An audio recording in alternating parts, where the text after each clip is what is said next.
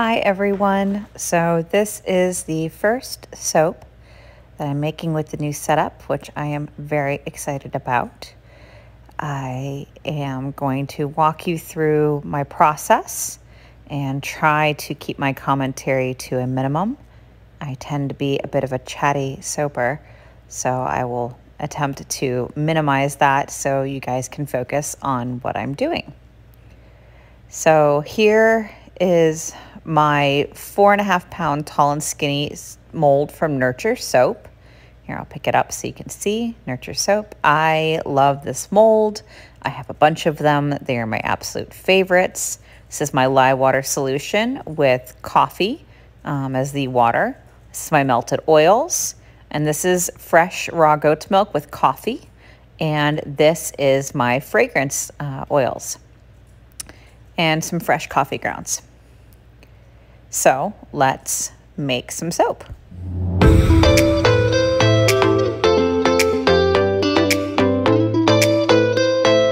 So I'm just burping my stick blender, and I was going to add this in, but I think I'm gonna go ahead and strain it. I add raw silk to my lye solution, though I'd like to strain this solution so I don't have extra little bits of clumpy silk in my soap itself. I also tend to add sodium lactate to almost all my soaps, as well as powdered sugar. So let's make sure we get every last drop of that in. Wonderful. I'll pop this in the sink. One moment.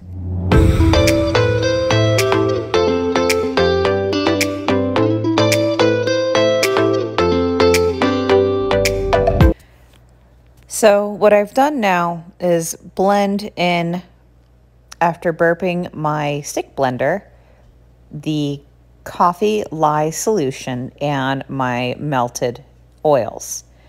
I don't like to use a whole bunch of stick blending. I'd rather really give it a good stir, because all I'm trying to do is agitate enough of the lye solution so it won't scorch the raw goat's milk and coffee that I'm about to add to it, that makes up the other, well, basically 3/4 of my lye water solution.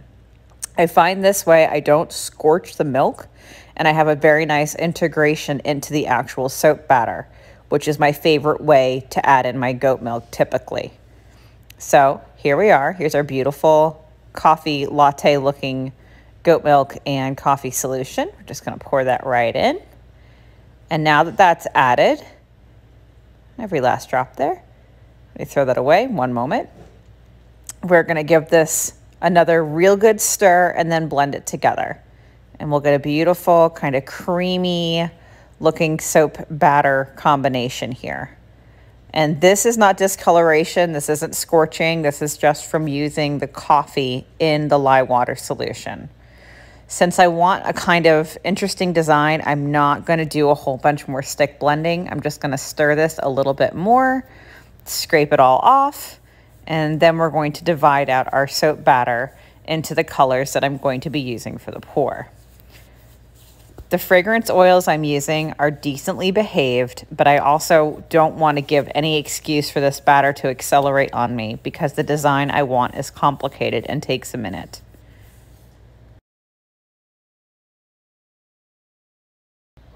I love the color of this soap batter every time I make it, even before I add anything else to it. It just looks like a really nice coffee drink that I should pour over ice. So here I am with my little spouted pouring containers. I have gotten these off of Amazon. I've bought them from different soap vendors. It doesn't really matter as long as you like them. I am adding a little bit more to my first spouted pouring pitcher here, because I would like this one to be the darker brown, and I'm going to be splitting a little bit off and adding some coffee grounds for the very bottom of my soap. So I'm going to fill this up just a little bit more, and I'll have a weensy bit left over in the canister, which I plan on every time. So this is my activated charcoal, and you'll see that I tend to reuse my cups if it's a colorant that I use quite a bit, which I do use quite a bit of activated charcoal. so I don't like to waste anything. However, I use the plastic versus glass cups because I like that they can squish and I can get my little spatula in there and get all the oils and micas out of the bottom of them. The only problem with using your colorants containers is that you inevitably, especially with this dark black, have a little bit on the outside that you don't see. So let me wipe off my hands real quick and we'll come back. The next color that we're going to is this gorgeous coffee brown. All of the colorants that you see me use are from Nurture Soap Supplies, which is my absolute favorite company for micas and for quite a lot of fragrances as well. The only colorant that I'm not using from Nurture Soap Supply is my titanium dioxide, and that is because I prefer the titanium dioxide to be oil soluble, and unfortunately Nurture's is only water soluble. However, all the other colorants at Nurture are my absolute favorite. It's a great company. They test everything. I know exactly what I'm going to get every single time. There's no surprises. There's no questions. It's just a fabulous confidence that I have in their products, and they have never failed me, which is not easy to say because I make a lot of very strange colorants. I mix a lot of stuff together. I very rarely just use something directly out of the bag. So to have a company that has consistent micas across the board is really, really important for me. So let me go ahead and mix in my titanium dioxide. I pre-mix this in a container and blend it really well. I follow Lisa Cunningham, aka I Dream in Soap. Her method of mixing the titanium dioxide is my absolute favorite, and I utilize it consistently.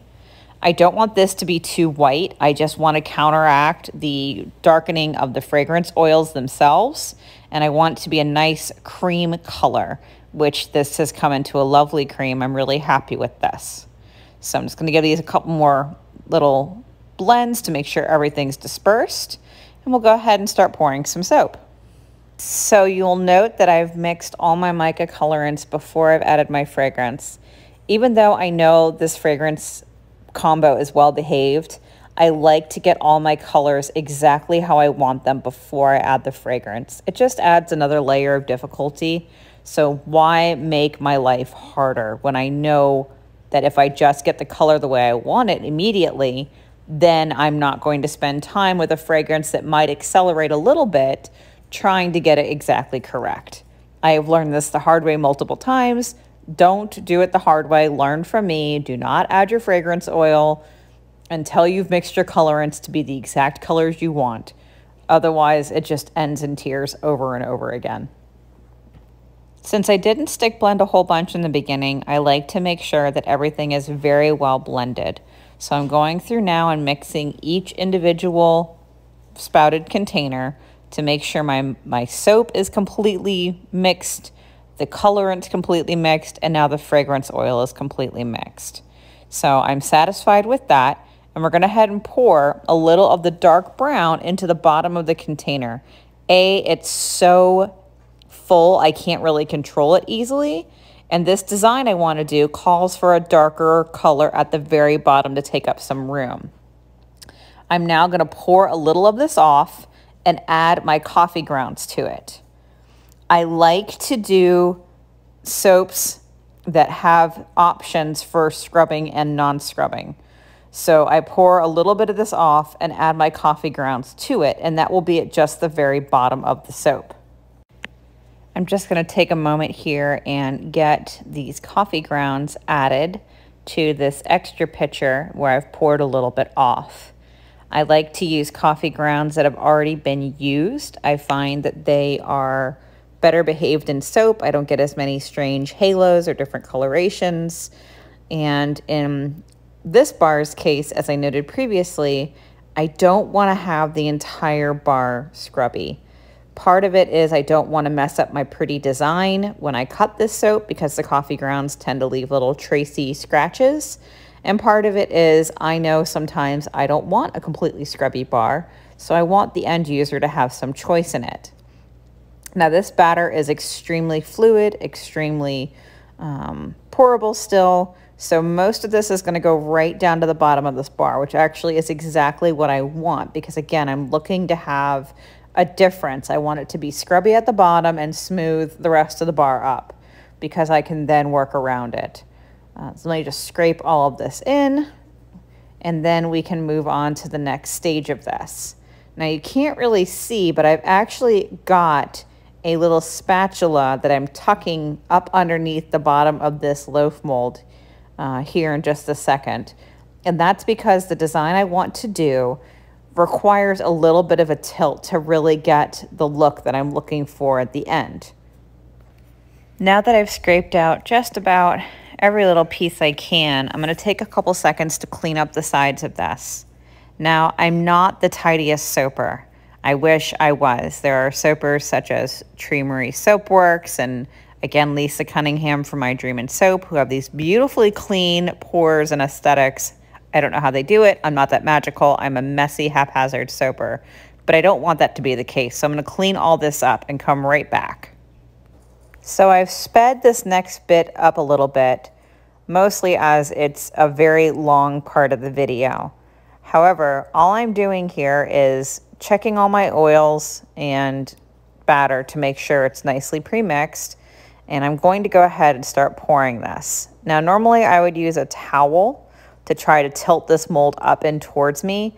But in this case, I decided to just use a spatula and then decided that wasn't enough. So I went ahead and just tilted it so you could still see what I was doing. All I'm doing is kind of a careful wall pour. If you'll note it, I'm trying to here push that batter all the way back in the middle, as I tend to pour so quickly on the corners that it tends to bow, which I'm not sure why I do it, but I'm very consistent. I do it almost every time I try this design. This design is inspired by Bee of Sorcery Soap. She does this incredible wall pour tilt with her colorants, and I don't know how she does it. It's pure magic. So this is how she has kind of talked me through how she does it. But again, I've never actually seen a video of her doing it, so hopefully I'm getting this right, Bee. Now, as you can see, I'm a little bit of a haphazard soaper. I wasn't making it up. If you are wondering, the beautiful countertops underneath my soap is natural stone, but don't worry, I know I'm a messy soaper, so I've protected it with a thick polyvinyl covering so I can still enjoy the stone while keeping it safe from my messy habits. Now, I've tucked the other spatula back there so I could take a break with my arm. I'm going to continue pouring this until I get close to the tippy top of the mold. I'm going to take the bigger one out and keep that small one behind. A lot of times when I see soapers try to do a tilted tiger, what I see happens is that they tilt it back the other way too quickly. If you do a staged drop like I just did, you won't have that weird plateau in the middle of it. So I'm going to continue pouring and encouraging this soap batter to push off the one side back to the other side of the mold. So I'm going to keep going here a little bit more, and now I'm actually going to put a spatula up underneath this to encourage it to go the other way just a little bit more. Now that I've gotten it to go back the other way, we're going to bring this back down to regular speed. I'm again going to clean up my edges, and I'm going to add the little bit of fresh coffee grounds to the white. I want this to stand out, so I made sure to leave a nice thick stripe of white in the very front of it so you could actually see what I had added to it. Again, this slower stage out of the tilt is what's going to keep this design consistent when I cut it. So here are my fresh coffee grounds. I apologize, I have not found a tidier way to do this top, so you'll see me awkwardly go back and forth a few times until I get this where I want it. Going back to fragrances and how they behave, these fragrances do tend to discolor a little bit. I'm probably going to lose a lot of that cream to a smokier, darker cream, which is fine. I expect that. But again, I'm just adding the titanium dioxide in the beginning to try and mitigate that just a little bit. So I'm going to continue here and sprinkle on the rest of these little bit of coffee grounds for just really more of an added effect. These coffee grounds, as I mentioned earlier, are used coffee grounds. I triple brew, or at least double brew, the coffee that I use for the lye water solution. And I use these coffee grounds afterwards to the top of the batter itself. So it looks nice. It's reusing it, which is important to my ideals. And it tends to make a very pretty bar of soap that everyone can enjoy. Also, by only adding some to the very bottom and to the very top, I don't need to worry as much about scrapes in my soap when I go to cut this. So now I'm going to tidy up the top of this, and once it's done being tidied up, I'm going to spray it with alcohol and put it in my oven to C-pop overnight. I put my soap in the oven at 170 degrees Fahrenheit. I turn the oven off. I turn on the oven light, and I leave the soap in there. Because I water discount, I don't tend to have an issue with any sort of soda ash, so I don't cover the soap itself. Occasionally I do, but for the most part, it's very well behaved. Worst case scenario, I will steam the soap bars when I'm completely done with them. So I'm going to tease all these little bits in, get it all tidied up and pretty, and it will be ready in hopefully at least 24 hours. I hope you'd enjoyed this video. If you have, go ahead and give it a like, and feel free to hit the subscribe button below. If you have any questions, please put them in the comments and I'll be happy to try and address them. Thank you so much for watching, and have a great rest of your day.